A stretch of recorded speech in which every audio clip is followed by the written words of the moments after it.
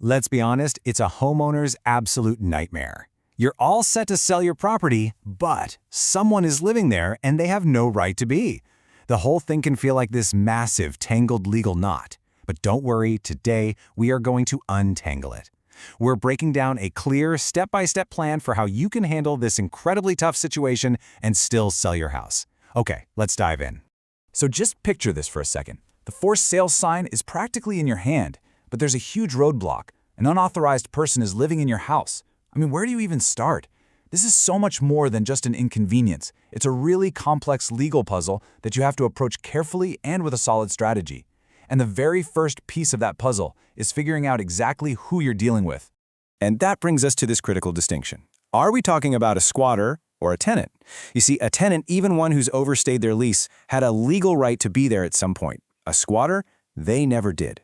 Now, why does this one little word matter so much? Well, because the entire legal process you have to follow, every single step, hinges on that definition. Getting it wrong can set you back months and cost you a whole lot of money. So, before you even think about picking up the phone or sending a single letter, you have got to do your homework. This first part is all about prep work. Think of it as building your case, where your two strongest tools are going to be knowledge and just meticulous documentation. Okay, here are your first 3 moves. Step 1, you've got to understand the law. Squatters' rights can be surprisingly complicated, and they change wildly from state to state, so you have to know the specific rules for your area. Step 2, just like we talked about, confirm their status. And step 3, document everything. And I mean everything. Every phone call, every notice, every little incident. This detailed record will be absolutely priceless if you end up in a legal fight. All right, once you've got that groundwork laid, it's time to shift gears into the action phase. Let's start looking at the direct options you have for actually getting the occupants to leave, so you can finally move on with the sale. Now, your first instinct might be to just call the police. And you should, but it's really important to manage your expectations here. If the squatters claim they have a right to be there, even if they don't have a shred of proof, the police will probably see it as a civil matter, not a simple case of criminal trespassing. So the key takeaway is this.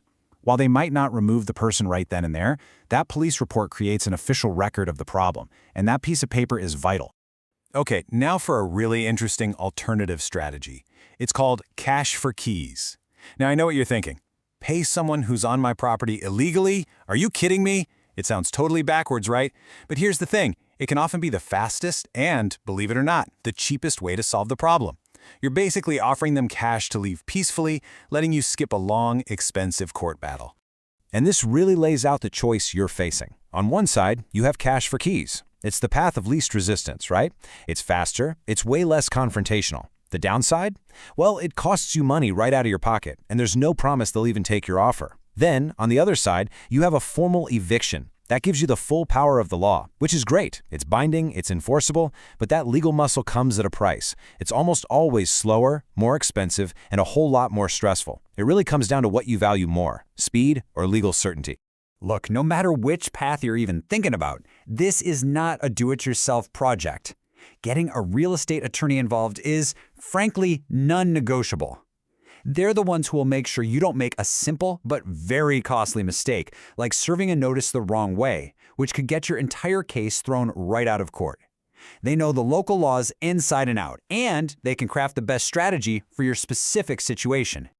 Okay, so let's say you've done it. You were successful. You got your property back. Your work still isn't over. The very moment they are gone, you need to go into lockdown mode. Change every single lock, maybe even board up the windows. Put up no trespassing signs.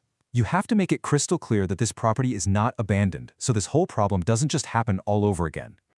All right, the property is secure. Now, finally, you can get back to the main event, selling the house.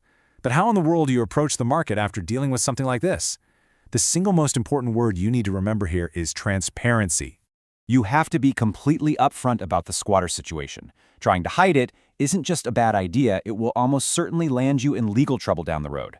Telling potential buyers what happened manages their expectations and, more importantly, it protects you from future lawsuits. Honesty is, without a doubt, the best policy here. But what if you're just done? What if you don't want to deal with the removal process at all? Well, you have another very powerful option. Sell the house as is. You'd be surprised how many real estate investors and cash buyers out there actually specialize in problem properties.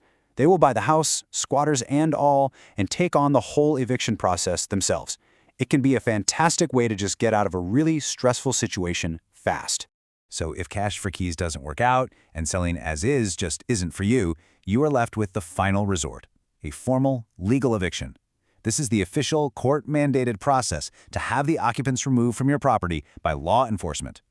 The process itself might sound intimidating, but it really breaks down into two main stages.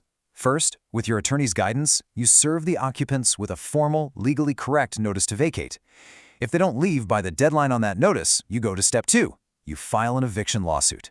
If you win in court, the judge will issue a court order, and that's the document that gives law enforcement the authority to legally remove them. So look, discovering squatters in a house you're trying to sell, it can feel completely and totally overwhelming. It really can feel like a dead end. But here's the thing, it's not. By understanding the law, documenting everything, and picking a clear strategy, whether that's cash for keys, a legal eviction, or just selling as is, you have a clear path forward. This is a challenge, for sure, but it is absolutely a solvable problem if you have the right plan.